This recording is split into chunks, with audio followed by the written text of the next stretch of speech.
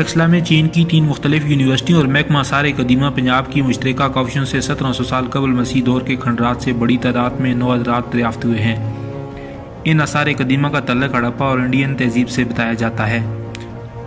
दरियाफ्त इलाका में तारीख शनासी और कदीम तारीख के बारे में कलीदी किरदार अदा करेगी। तफसीलात के मुताबिक टेक्सला के करीब बेलोट के मुकाम पर महकमा आसार कदीमा और चीन की मुश्तरका टीम ने कदीम खंडरात जिनका ताल्लुक़ हड़प्पा तहजीब से है खुदाई मुकम्मल कर ली है। महकमा आसार कदीमा के नुमाइंदे नासिर खान ने बताया कि खुदाई के दौरान बड़ी तादाद में मिट्टी के बर्तन, लोहे के औजार, कई बाक़ियात और पत्थर से बनी अशिया की बाक़ियात मिली हैं। उन्होंने कहा कि दरियाफ्त शुदा अशिया के मुतल्लिक़ तहक़ीक़ात के बाद इस इलाके में गंधारा तहजीब से पहले की तारीख को समझने में मदद मिलेगी। उन्होंने मज़ीद कहा कि चीन से सी पैक के तनाज़र में सकाफ़ती तल्क़ात में इजाफ़ा हुआ है।